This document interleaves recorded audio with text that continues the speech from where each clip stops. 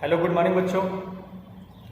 Class 12th में chemistry का हम लोगों का टॉपिक चल रहा था विलयन। विलयन में लेवल 1 फर्स्ट पढ़ चुके थे हम लोग। अब हम लोगों का जो टॉपिक था वो लेवल सेकंड में हम लोग पहुंच चुके थे। लेवल सेकंड में हमने तुम लोगों का मैप भी कल बनवा दिया था। ठीक, अब आज हम लोगों को लिखना है। ठीक, हेडिंग लिखो अणुसंख्य गुणधर्म।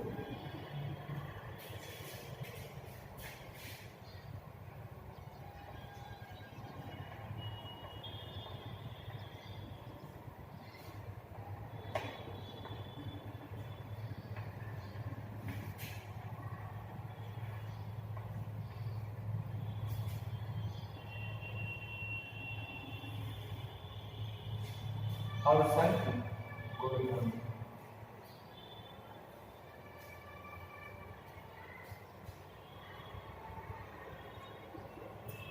देखो अणुसंख्य गुणधर्म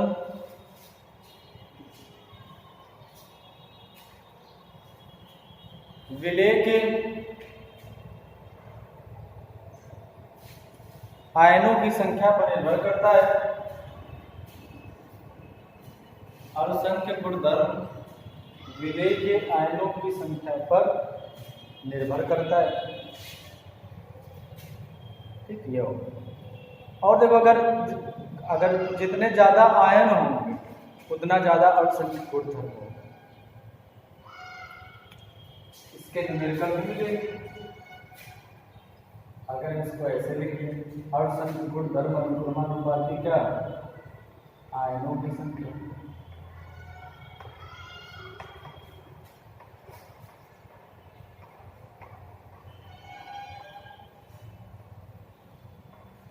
अथवा क्या लिखते हैं जो अणुसंख्य गुणधर्म हो आयनों की संख्या के अनुक्रमानुपाती होता है। लिख सकते हैं परासरण दाब।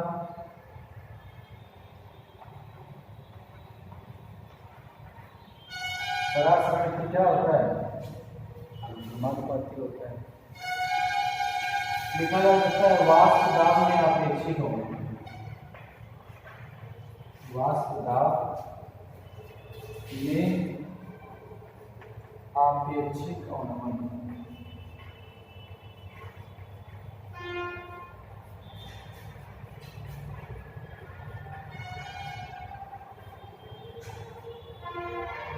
वाष्प दाब में क्या लिखा है आपेक्षिक अवनमन।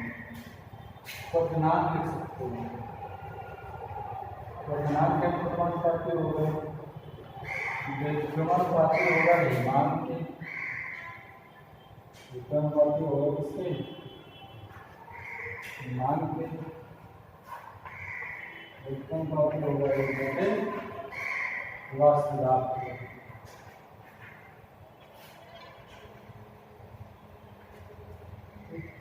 वाष्प दाब के ये चीजें हैं तो याद रखना। इससे तुम्हारा क्या है सवाल भी होगा। एक नंबर को जो सवाल को विकल्पी में आता है एमसीक्यूज में वो इसी के बेस पर आता है। तो मैं ये पता होना चाहिए। ठीक, फिर भी जब न्यूमेरिकल लगाएंगे तो और हम लोग देख लेंगे। तो ये चीज़ याद रखना कि जो अणुसंख्या गुणधर्म है वो काहे पर डिपेंड करता है।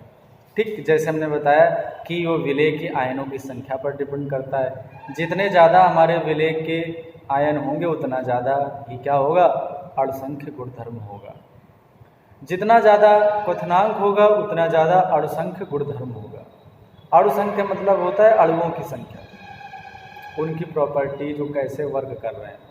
ठीक, जितना ज़्यादा परासरण होगा उतना ज़्यादा क्या होगा अणुसंख्य गुणधर्म होगा। जितना ज़्यादा हमारा क्वथनांक होगा उतना ही ज़्यादा हमारा क्या होगा अणुसंख्य गुणधर्म होगा।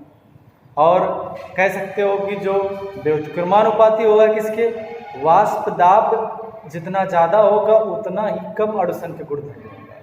या कह सकते हो कि वाष्प दाब जितना कम होगा उतना ही ज़्यादा हमारा क्या होगा बेटा अणुसंख्य गुणधर्म होगा। और हिमांक जितना कम होगा उतना अच्छा या उतना ज़्यादा अणुसंख्य गुणधर्म होगा। एक बात ये हमने बताई जिससे बहुत ज़्यादा न्यूमेरिकल पूछे जाते हैं, इजी भी है।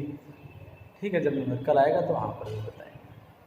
तो अब पहला आप लिखो अणुसंख्य गुणधर्म निम्न प्रकार के होते हैं। मतलब जो जिन पर ये डिपेंड करेगा अणुसंग गुणधर्म होगा, ठीक है, जिन पर आश्रित है या डिपेंड करता है, वो क्या होते हैं, निम्न प्रकार होते हैं। नंबर 1 लिखो परासरण।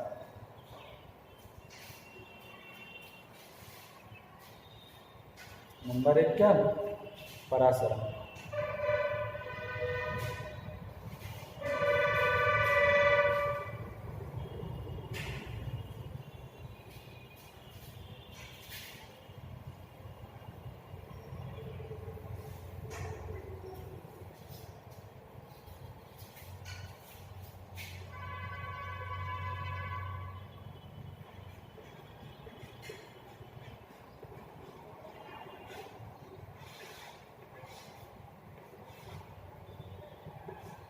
देखो बेटा परासरण क्या होता है।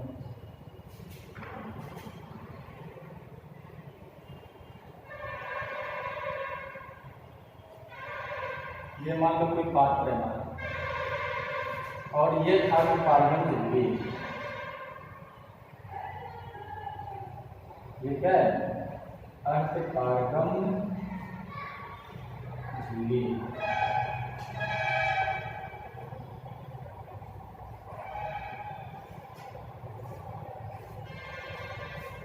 ठीक, ये हमारे क्या है, अर्धपारगम झिल्ली। अब बात करते हैं,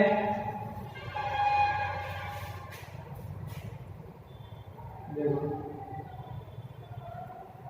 हमने इधर भर दिया तन विलयन एक तरफ, कैसा विलयन, तन विलयन भर दिया, और एक तरफ मान लो हमने कैसा विलयन भर दिया, शांत विलयन भर दिया। ये शांत विलयन, तो क्या होता है बेटा, जो तन विलयन के कण है तो शांत विलयन की तरफ क्या करने लगते हैं, अर्धपारगम झिल्ली को क्रॉस करके गति करने लगते हैं। जो तन विलयन के कण है वो किधर गति करने लगते हैं, शांत विलयन की तरफ गति करने लगते हैं। बात समझ रहे हो। तो क्या होता है, जो तन विलयन के कण है किधर गति करने लगते हैं, शांत विलयन की तरफ हमारे गति करने लगते हैं। तो क्या होता है, इसको क्रॉस करके, अर्धपारगम झिल्ली को क्रॉस करके, और इस प्रक्रिया को ही क्या कहते हैं, परासरण। लिखो हेडिंग परासरण।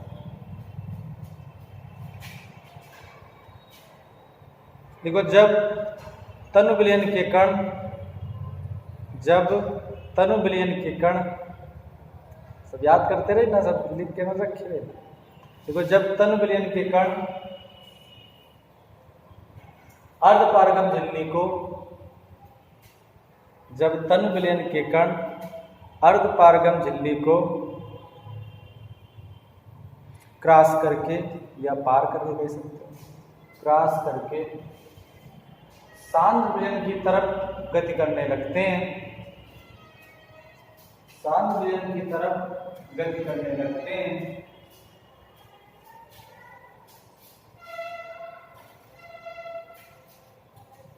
तो इस क्रिया को परासरण कहते हैं। तो इस क्रिया को परासरण कहते हैं। देख लिया, तो इस क्रिया को परासरण कहते हैं। ये फिगर बना,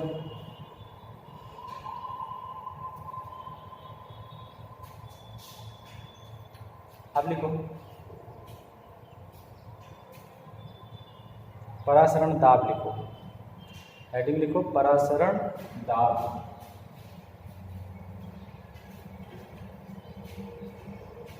देखो परासरण की क्रिया को रोकने के लिए, परासरण की क्रिया को रोकने के लिए लगाया गया दाब परासरण दाब कहलाता है। मतलब दाब लगा दें जिससे परासरण क्रिया ना हो। परासरण क्रिया को रोकने के लिए लगाया गया दाब परासरण दाब कहलाता है।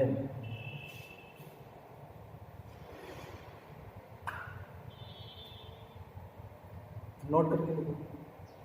ये अर्धपारगम झिल्ली आ गई है, ये क्या होता है, देखो अर्धपारगम झिल्ली।